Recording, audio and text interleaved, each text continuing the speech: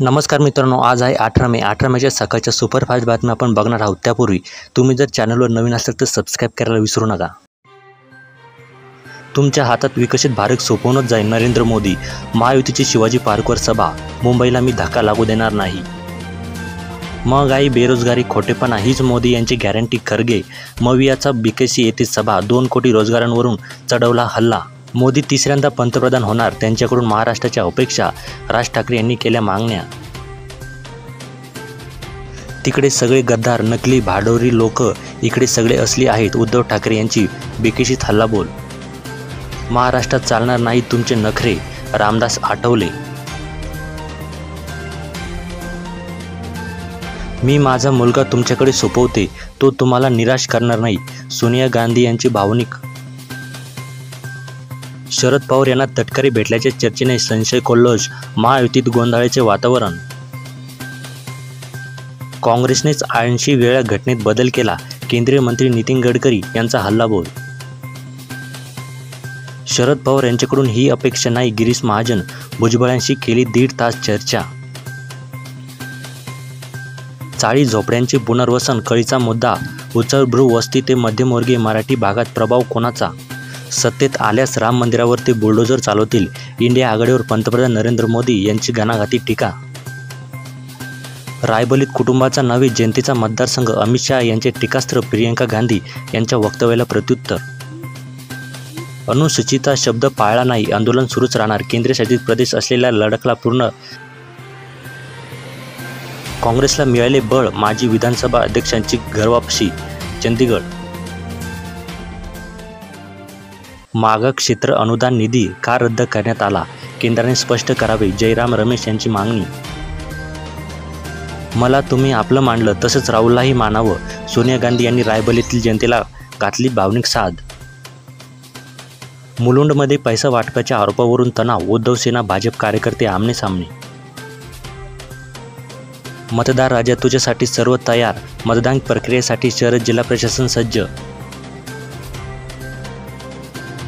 Mahayuti versus महाविकास आघाडी. सभांचा धडाका. जनादेशाचा दुरुस्त उपयोग केला नाही. संविधानाच्या बदलण्याचा आरोपावर अमित शहा यांचे उत्तर. अजितदादांच्या आमदारांची संख्या 1ने घटली. पोटनिवडणूक होणार नाही, जागा रिक्त राहणार. प्रधानमंत्री नरेंद्र मोदी यांचे आश्वासन. कायद्यात करणार बदल. ईडीने जप्त केलेले पैसे जनतेत वाटणार. पुरेशी संख्याबळ असताना अजित पवारांची गरज का भासली? देवेंद्र फडणवीसांनी केला खुलासा. 2025 मध्ये अमित शहा पंतप्रधान होणार. अरविंद केजरीवालांच्या दाव्यावर राजनाथ सिंहांचे उत्तर.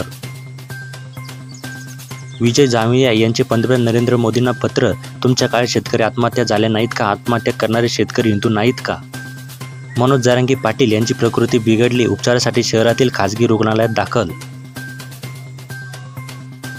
पंतप्रधान नरेंद्र मोदी बोलले, अन्न गुंतवणूकदार तुटून पडले. हिंदुस्थान एरोनॉटिक्स लिमिटेडने केले मालामाल.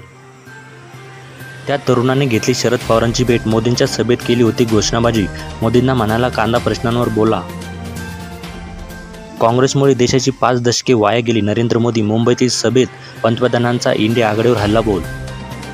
महाराष्ट्र मोदीच्या अदानींचा होऊ देणार नाही. उद्धव ठाकरे. सांगता नाही ही विजयाची नांदी देणार सभा असल्याचा विश्वास. देशात सुरू असलेली हुकुमशाही अमान्य. विरोधक तुरुंगात. देशात रशियासारखी परिस्थिती. ईडीचे केजरीवाल आप विरोधात प्रथमच आरोपपत्र. दिल्लीमध्ये धोरण घोटाळा. अटकेविरोधातील याचिकेवर निर्णय राखीव.